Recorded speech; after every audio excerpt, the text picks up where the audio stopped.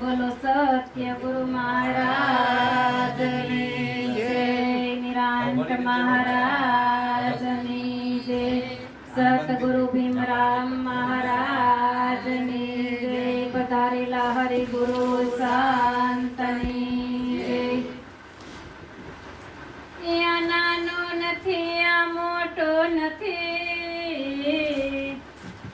ઘાટ નથી એનું કોઈ માપ નથી, આ સસરાસરમાં ભરપૂર છે રે, ભક્તો કરો વિચારે કોણ છે, એને જાણે તો પોતે સ્વયં બ્રહ્મ છે।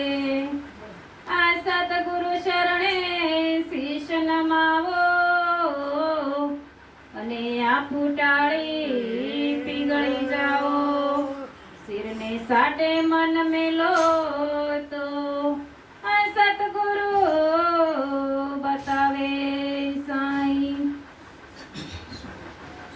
આ ખેતર બન્યું છે ફૂલવાડી રે, આ ખેતર બન્યું છે ફૂલવાડી રે, એના માળી બનાસે સતગુરુ રે, આ ખેતર બન્યું છે ફૂલવાડી રે, આ ખેતર બન્યું છે ફૂલવાડી રે, એના માળી બનાસે સતગુરુ રે, આ ખેતર બન્યું છે ફૂલવાડી રે, એના માળી બન્યા છે સતગુરુ રે, આ ખેતર બન્યું છે ફૂલવાડી રે, ગુરુએ ધીરજના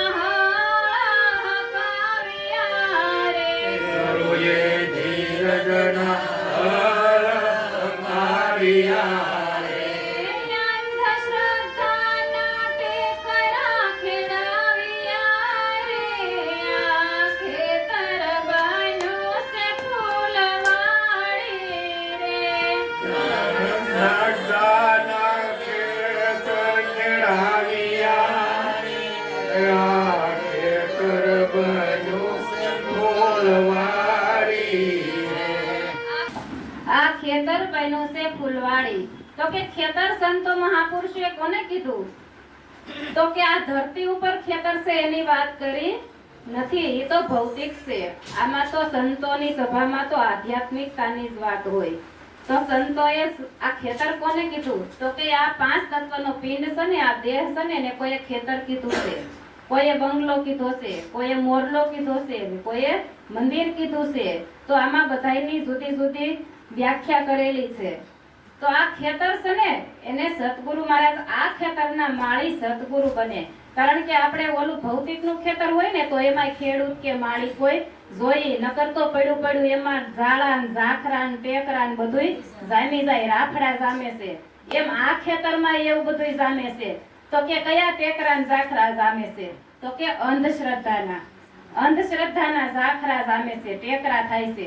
એને ચોખ્ખું કરવાનું છે, પણ ઈ ચોખ્ખું કોઈ ડોક્ટર, વકીલ કે કોઈ એવો કરી શકે નહીં। ઈ તો કોઈ આવા સંતો મહાપુરુષો, આવા સતગુરુ હોય ને, ઈ જ કરી શકે, બીજા કોઈ કરી શકે નહીં। એટલે સતગુરુને માળીની ઉપમા આપી છે। માળી હોય ને, ઈ બગીચાને ચોખ્ખો રાખે અને એમાં તો જ ફૂલ ખીલે, નકર તો ખડ ખાઈ જાય। આમાં આપણામાં પરમાત્મા છે એ આપણને ખબર નહોતી, પણ આપણે ગુરુ શરણે ગયા ને એટલે આપણને સતગુરુએ ઓળખાણ કરાવી। અને એમાં કારણ કે હતો તો ખરો, પણ આડા આવરણ આવી ગયા હતા, કામ, ક્રોધ, લોભ, મોહ, મત્સર, ઈર્ષા, નિંદા, એ બધાય, અને બહારના બધાય નાખેલા કે નાત જાતના ને સુકન અપસુકનના ને વાર કવારના ને એવા બધાય આપણામાં આવરણ હતા, અંધશ્રદ્ધા હતી। એ આપણામાંથી બધી સતગુરુએ કાઢીને ખેતરને ચોખ્ખું કરી દીધું।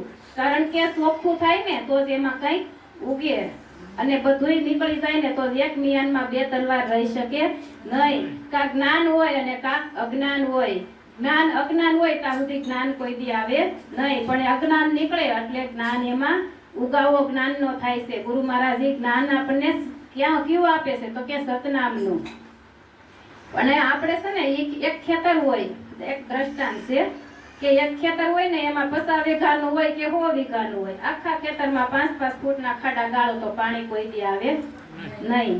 પણ એક જ ઠેકાણે ઊંડા ઉતરીને ખાડો ગાળો, કૂવો છે કે દાર છે ગમે એ જઈ કરો, પણ એક ઠેકાણે ઊંડો એટલે આ ઉતરો ને એટલે પાણી આવે ને આવે, પાણી આવ્યા વગર રે નહીં. પછી આપણે ઘડીક થાય તો ગુરુ મહારાજે ઉપદેશ આપીને સમજાવ્યું તો ખરું કે તારા સિવાય બીજો કોઈ નથી, પણ તોય આપણે એને માનતા નથી. ઘડીક થાય તો અહીંયા જાય, ઘડીક થાય તો વૈષ્ણવ એમ કહે ને કે અમારામાં તો બહુ સારું, તો ન્યા દોડી. ઘડીક સ્વામિનારાયણ એમ કે અહીંયા સારું, તો પાછા ન્યા દોડી. ઘડીક થાય સ્વાધ્યાય વાળા કે અમારે સારું, તો ન્યા દોડી.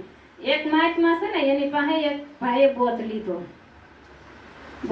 ને એટલે 400 મહિના થયા, એટલે બીજો મારી જેવો હતો એને એમ કીધું કે એલા ભાઈ કઈ જાગૃતિ થઈ કે નહીં? એટલે કે આમાં તો કઈ સમજાતું નથી, કે અહીંયા બહુ સારું છે, અહીંયા આવો ને તો સારું. એટલે કે ન્યા ગયો એટલે કે કઈ આમાં કઈ કે જાગૃતિ થઈ? કે નારે ના આમાં કઈ નથી. બીજે ગયો તો એવા 7-8 ઠેકાણ ફેર્યો ને તાર 10-12 વર્ષ કે પાછા ઈના ઈ ગુરુ પાછા ફરીને મળ્યા. એટલે ગુરુ મહારાજે કીધું એલા કઈ ઉગાવો થયો? કે નારે ના. કે એલા આટાણ સુધી એક ઠેકાણ પડ્યો રહ્યો હોત ને તો ઉગાવો થઈને ક્યાંનો ક્યાં પૂગ્યો હોત. એમ આપણે છે ને એક ઠેકાણ ટકતા નથી. કારણ કે શું કામ? તો કે આપણને આપણા ગુરુ પર નિષ્ઠા નથી. આપણા ગુરુ પર નિષ્ઠા હોવી જોઈએ, વિશ્વાસ હોવો જોઈએ, મક્કમતા. એટલે ગંગા સતીએ કીધું ને કે મેરું ડગે પણ મન નો ડગે પાનભાઈ, ભલે ભાંગી પડે બ્રહ્માંડ, વિપત પડે પણ વણસે નહીં.